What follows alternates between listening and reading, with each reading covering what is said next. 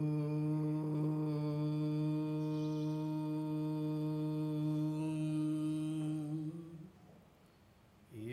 भूतं च भव्यं च सर्वं यश्चाधितिष्ठति स्वर्यस्य च केवलं तस्मै ज्येष्ठाय ब्रह्मणे नमः।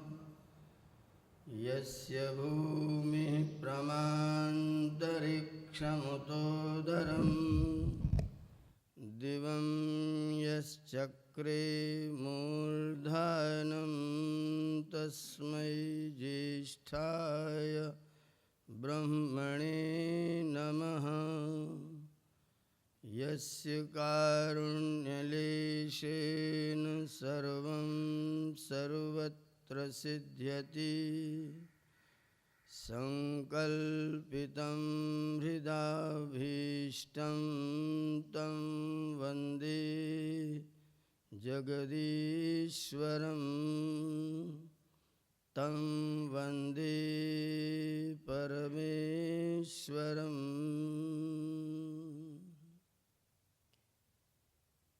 मंच की गरिमा की वृद्धि कर रहे पूज्य स्वामी मुक्तानंद जी महाराज, सभी सम्मानित वानप्रस्थगण, सम्मानित अतिथिगण, वंदनीय मातृशक्ति, प्रिय ब्रह्मचारीगण, वैदिक विद्या केंद्र का जो वातावरण, वैदिकता का वातावरण है, इस वातावरण में आकर के हम लोग अत्यंत प्रसन्नता और आनंद की अनुभूति कर रहे हैं।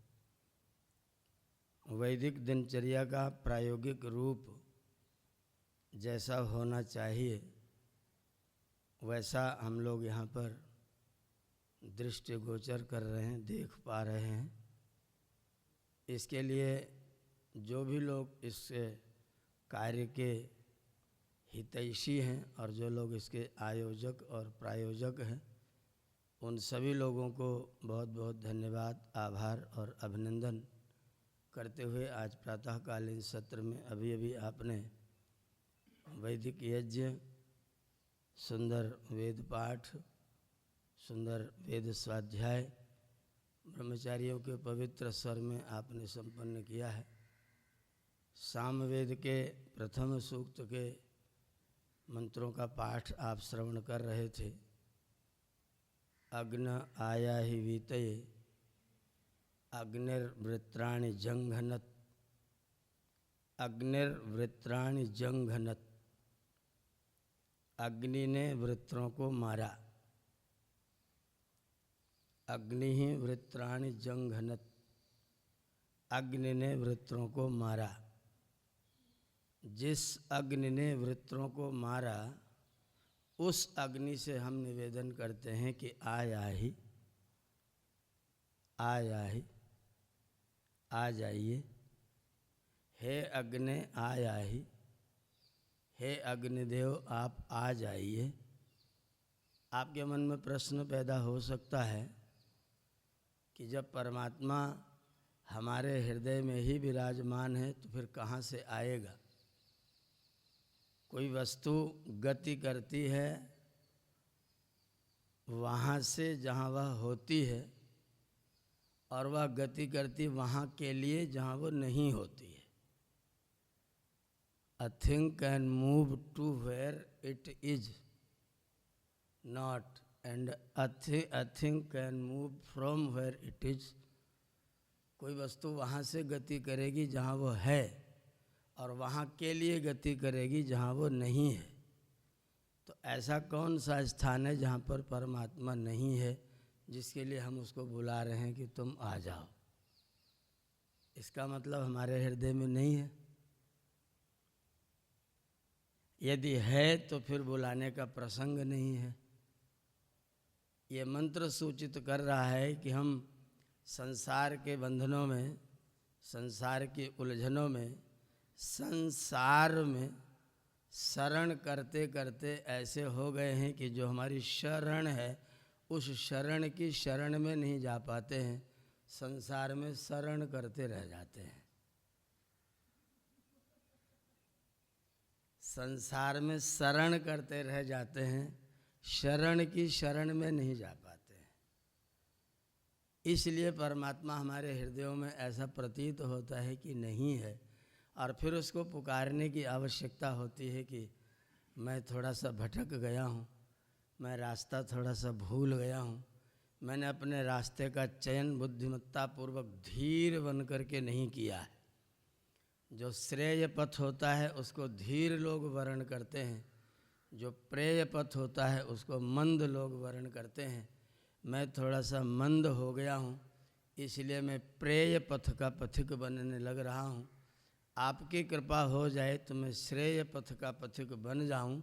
इसका एक ही आधार है कि आप मुझे प्राप्त हो जाओ, मैं आपको प्राप्त हो जाऊँ। प्राप्त हूँ फिर भी, क्योंकि मैंने अपनी गति को दूसरी तरफ को कर दिया है, धारा को मैंने मोड़ दिया है। चित्त की वृत्तियों का निरोध करके द्रष्टु स्वरूपे अवस्थानम करना था। मैंने अपने चित्त की वृत्तियों में न रह करके वृत्ति सारूप्यम इतरत्र कर दिया था। मैं अपनी वृत्तियों में जा कर के, वृत्तियों के स्वरूप हो करके वृत्तियों में जाके भटक गया था, उलझ गया था, उलझ गया हूँ। आपकी शरण प्राप्त हो जाए, आपकी कृपा प्राप्त हो जाए तो आप मेरे अंदर विद्यमान हो जाइए, आप मेरे अंदर प्रतिष्ठित हो जाइए। अग्न आया ही, तुम आ जाओ, तुम मुझे प्राप्त हो जाओ, तुम मुझे उपलब्ध हो जाओ। निश्चित तौर पर आप मुझे बुलाएंगे तो मैं आपसे पूछूंगा किस लिए। कोई कहेगा आप वैदिक विद्या केंद्र में आ जाइए, तो मैं उससे पूछूंगा किस लिए। तो ईश्वर ने भी अपने भक्त से पूछा होगा किस लिए मैं आ जाऊं, तो उसने कहा वीतये, वीतये आ जाओ, वीति के लिए आ जाइए। ये वीति क्या चीज़ है?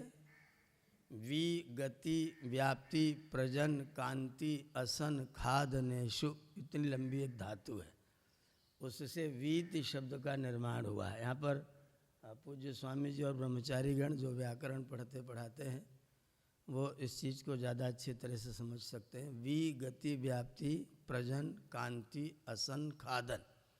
गति माने ज्ञान गमन और प्राप्ति, प्रजन कुछ उत्पन्न करना, आसन कुछ भोजन करना, कुछ हो जाना, कुछ परिवर्तन करना, अपने आप में कुछ बदलाव लाने के लिए मैं आज चाहता हूँ कि आप मेरे हृदय में प्रतिष्ठित हो जाइए, मेरे हृदय में विराजमान हो जाइए। मैं आपके नैकट्य को, आपकी निकटता को, आपके सामीप्य को नित्य निरंतर अपने प्रत्येक व्यवहार में अनुभव करता रहूं। इसके लिए मैं चाहता हूं कि आप मेरे हृदय में विराजमान हो जाइए। वीति के लिए आप आ जाइए, मुझे गति देने के लिए, मुझे ज्ञान देने के लिए, मुझे प्राप्त होने के लिए, मुझे कुछ परिवर्तित करने के लिए, मुझे कुछ बनाने के लिए, मेरे अंदर से भी कुछ नया क्रिएशन हो सके, मैं कुछ नया निर्माण कर सकूं। इसके लिए मैं चाहता हूं कि आप मेरे हृदयों में विराजमान हो जाइए। ईश्वर ने कहा तू भी कुछ करेगा कि नहीं करेगा? खाली प्रार्थना करेगा कि आप आ जाइए, आप आ जाइए, निमंत्रित करे और अपना कल्याण चाहे, लेकिन कुछ न करे? बोले नहीं, मैं भी करूँगा। गृणाना, गृणाना, मैं भी ग्रहण करूँगा, मैं भी कुछ गान करूँगा। गृह शब्द, मैं भी आपकी स्तुति करूँगा, आपसे प्रार्थना करूँगा, आपकी उपासना करूँगा। मैं आगे बढ़ने के लिए प्रयत्न करूँगा, मैं आगे बढ़ूँगा, मैं अपने में परिवर्तन लाने की चेष्टा करूँगा, किंतु आपकी कृपा के बिना मेरी वह सामर्थ्य नहीं है कि मैं कुछ परिवर्तन कर सकूं, मैं कुछ बदलाव ला सकूं। इसके लिए मुझको आपकी कृपा की आवश्यकता है। गृणाना, और क्या करेगा? बोले हव्य दातये, हव्य का दान करने के लिए। हो तुम योग्यम हव्यम तस्य दाति ही दानम, जो हव्य है उसको देने के लिए, जो हव्य है उसी को देने के लिए। हम लोग देते तो हैं, बहुत कुछ देते हैं, लेकिन यह विचार नहीं कर पाते हैं कि यह हव्य है कि त्यक्तव्य है। हो तुम योग्यम है कि त्यक्तव्यम है। जो त्यागने के लायक है मैं उसको त्याग नहीं करता, जो पकड़ने के लायक है मैं उसको नहीं पकड़ता। जो हव्य है मुझे उसका पता नहीं मुझे क्या देना चाहिए। मुझे सुमधुर वचन देना चाहिए था, मुझे वेदवाणी देनी चाहिए थी, मुझे आशीर्वाद देना चाहिए था, मुझे धन्यवाद देना चाहिए था। मैं धन्यवादी नहीं बना, मैं धन्यवादी नहीं बना। मेरे मन से धन्यवाद नहीं निकलता है। मैं सोचता हूँ इसने मेरे लिए क्या किया है, मैं नहीं सोचता कि मैंने इसके लिए क्या किया है। मैं अपेक्षा में जीता हूँ, इसलिए उपेक्षा का पात्र बनता रहता हूँ। मेरी अपेक्षाएं कभी समाप्त नहीं होती हैं। यह मिल जाए तो यह चाहिए, यह मिल जाए तो यह चाहिए, और मिल जाए तो और चाहिए, और इसके और की कोई सीमा नहीं रहती है। जीर्यन्ते जीर्यतः केशा, दंता जीर्यन्ति जीर्यतः, चक्षु श्रोत्रे च जीर्येते, तृष्णैका तरुणायते। तृष्णा जवान होती जाती है। बाल बूढ़े हो गए, आँखें बूढ़ी हो गई, दांत बूढ़े हो गए, लेकिन तृष्णा जवान हो गई। जितने जितने बड़े होते गए, जितने जितना अवस्था बढ़ती गई, उतनी उतनी मेरी तृष्णा बढ़ती गई। तृष्णा तरुण होती गई और मेरा सब अंग वृद्ध होता गया। अंगम गलितम पलितम मुंडम, दशन विहीनम जातम तुंडम। अंगम गलितम पलितम मुंडम, दशन विहीनम जातम तुंडम। सब कुछ परिवर्तन हो गया, लेकिन तृष्णा जवान होती जाती है। मुझको यह भी चाहिए, मुझको यह भी चाहिए। मैं हव्य का निश्चय नहीं कर पाता हूँ कि हव्य क्या है। हव्य का मतलब हो तुम आदातुम योग्यम दातुम च योग्यम, जो मुझे ग्रहण करना चाहिए। हु दाना दनयो आदाने च इत्येके। दान, अदन और आदान तीन अर्थों में हव्य है। जो ग्रहण करने के लायक है, जो छोड़ने के लायक है, जो खाने के लायक है, उसका नाम है हव्य। मुझे क्या खाना चाहिए, मुझे क्या लेना चाहिए, मुझे क्या देना चाहिए। ना तो लेने का पता, ना तो देने का पता, और दिन भर लेन देन ही करता रहता हूँ। सारे दिन लेन देन करके भी न ये पता कि क्या लेना है और न यह पता कि क्या देना है। हव्य दातये गृणानः, आप मेरे लिए आ जाइए, हव्य का दान करना मुझे सिखा दीजिए। मुझे बता दीजिए कि मैं हव्य क्या है और मैं किसको क्या मुझको देना चाहिए। आप मंत्र सुन रहे थे, कृपण और कंजूस लोगों के लिए अरावणा। कंजूस लोगों की बड़ी निंदा वेद से लेकर के और सामान्य संस्कृत शास्त्र तक, बल्कि हिंदी ग्रंथों में भी कंजूस की बहुत निंदा है। मनु जी ने तो यहाँ तक कहा कि कंजूस का नाम भी नहीं लेना चाहिए। आत्मनाम गुरोर नाम, नामाति कृपणस्य च, श्रेयस कामो न गृहिणीयात्, ज्येष्ठ पुत्र कलत्रयो। अपना नाम, अपने गुरु जी का नाम, अति कंजूस का नाम, अपने ज्येष्ठ पुत्र का नाम और अपनी पत्नी का नाम, श्रेयस कामो न गृहिणीयात्, जिसको कल्याण की कामना हो न लिया करे।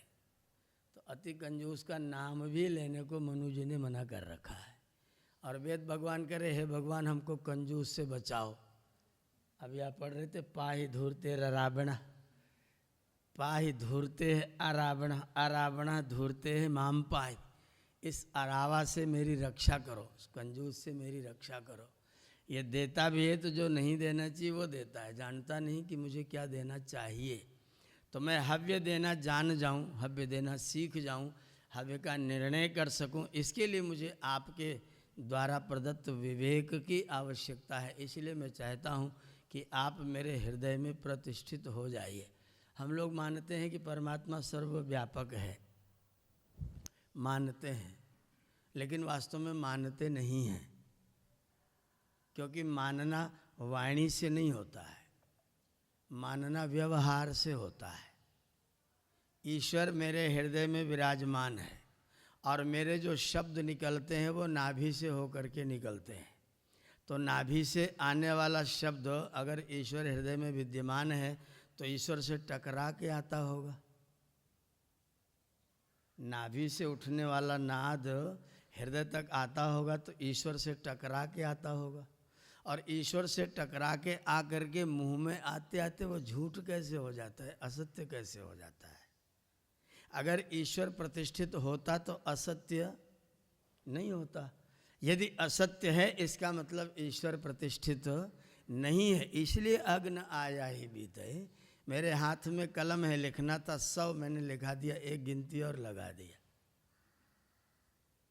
1000 कर दिया। जब दूसरे से लेना है तो और देना था तो एक गिनती काट दिया, 100 का 10 कर दिया। लिखना था तख्त, बना दिया तख्ता, और फिर धीरे से ई की मात्रा चढ़ा के बना दिया तख्ती। देना था तख्त, दे दिया तख्ता, और कंजूस हुआ तो बना दिया तख्ती, इतनी बड़ी लेके किसी को पकड़ा दिया।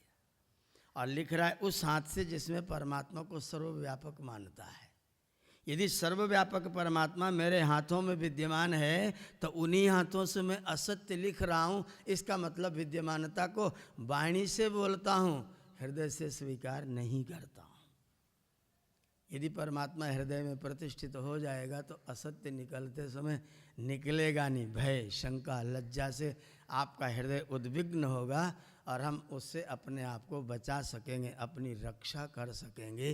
तो परमात्मा मेरी रक्षा करे। अभी भाव पढ़ रहे थे आचार्य रामनाथ जी वेद अलंकार का भाव पढ़ रहे, परमात्मा रक्षा करे नहीं, मैं परमात्मा की प्रतिष्ठा में अपनी रक्षा स्वयं कर सकूं, अपने आप को मैं स्वयं बचाऊं। इसलिए हे परमेश्वर आप मेरे हृदयों में विराजमान हो जाइए। अग्न आया ही वीतये गृणानो हव्य दातये। ईश्वर ने कहा तू कुछ करता है? बोले हाँ करता हूँ। क्या करता है? बोले यज्ञ करता हूँ। यज्ञ करता हूँ तो तू ही यजमान होता है? बोले हाँ यजमान तो मैं ही बनता हूँ, लेकिन नहीं,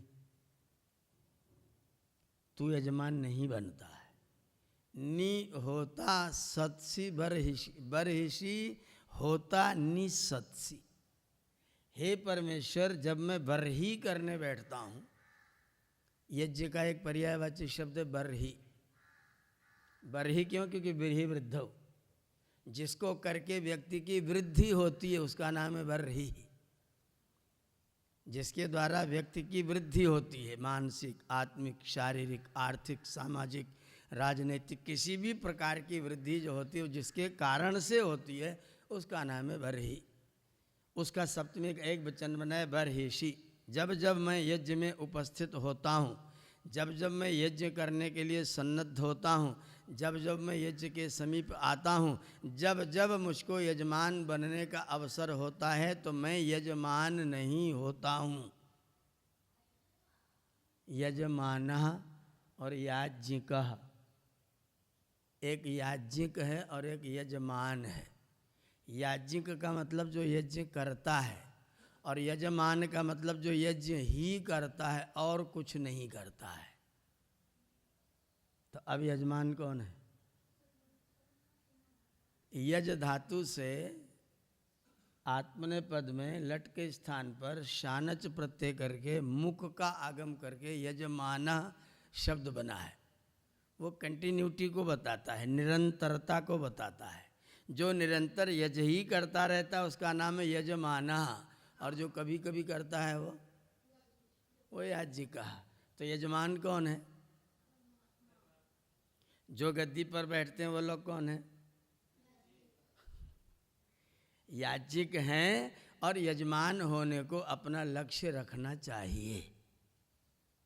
तदधीते तद्वेद, जो करे वो भी और जो करने की इच्छा करे भविष्य में हो वो भी।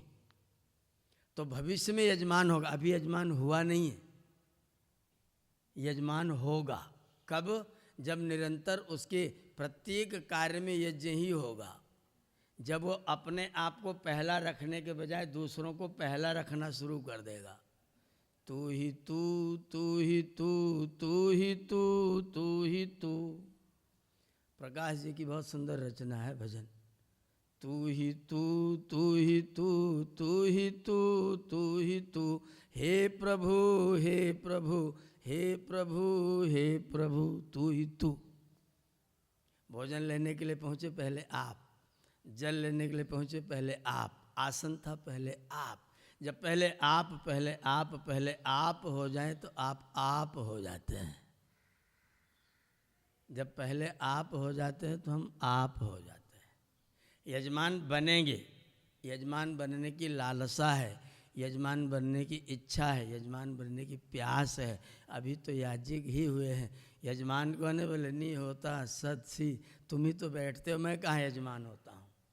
जब जब मुझे यजमान बनने का अवसर मिलता है, याज्ञिक बनने का अवसर मिलता है, तब मैं नहीं बैठता।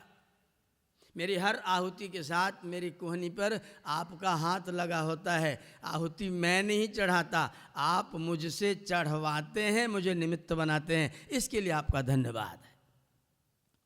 मुझे यज्ञ करने के लिए आप याज्ञिक बनाते हैं, मुझे यजमान बनाने का अवसर प्रदान करते हैं। इसके लिए आप हर आहुति में परमात्मा का धन्यवाद। नि होता सत्सी बरहिषि यज्ञों में तुम ही होता सन नि सत्सी, तुम ही होता बन करके बैठते हो। सारा का सारा पदार्थ तो तुम्हारा दिया हुआ है। घी कहाँ से लाए, समिधा कहाँ से लाए, सामग्री कहाँ से लाए, वेद मंत्र कहाँ से लाए, वाणी कहाँ से लाए, ध्वनि कहाँ से लाए, आवाज़ कहाँ से लाए। आपका क्या है, हमारा क्या है। वाचस्पति तो परमात्मा है। वेद मंत्र जिनको बोल करके हम आहुति चढ़ाते, वो वेद मंत्र भी किसके हैं, ईश्वर के हैं। वाणी किसकी है, ईश्वर की है। शरीर किसका है, ईश्वर का है। ये सामग्री किसकी है, ईश्वर की है। घृत किसका है, ईश्वर का है। ये सब धातुएं बर्तन इत्यादि किसके हैं, आपका क्या है जो आप दे रहे हैं। हमारा तो कुछ नहीं है।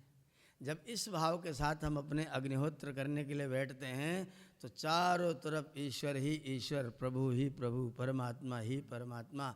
अग्न आया ही वीतये, मुझे आनंदित करने के लिए, मुझे प्रसन्न करने के लिए, मुझे खुश करने के लिए। ये मेरा स्वार्थ नहीं है, आपने मुझको निमित्त बनाया, इसके लिए मैं आपका धन्यवादी हूँ। कदाचित आपने ऐसे संसार में करोड़ों प्राणी हैं, अरबों प्राणी हैं जिनको यज्ञ करने, याज्ञिक भी बनने का अवसर प्राप्त नहीं होता।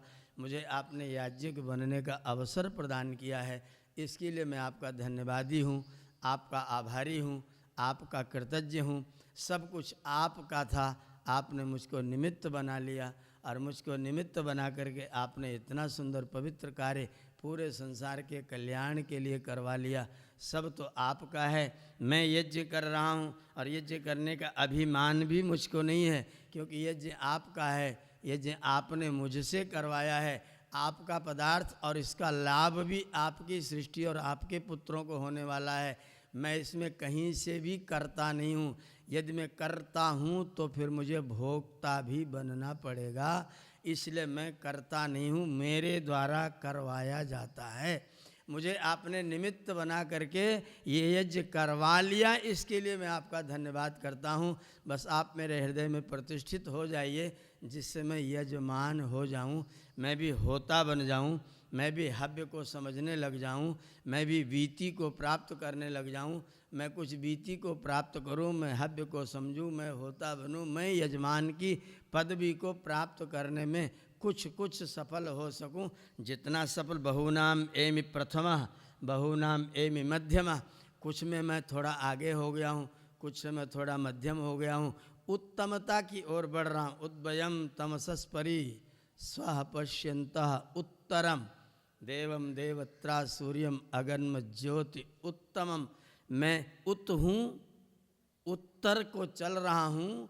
प्रार्थना ये है कि उत्तम तक पहुँच जाऊँ। अगन्म ज्योति उत्तमम, उस उत्तम ज्योति को प्राप्त करने में समर्थ हूँ, सबल हूँ। ऐसी कृपा आपकी हो जाए, इसलिए अग्ने आया ही वीतये गृणानो हव्यदाते निहोता सत्सि बरहिषि।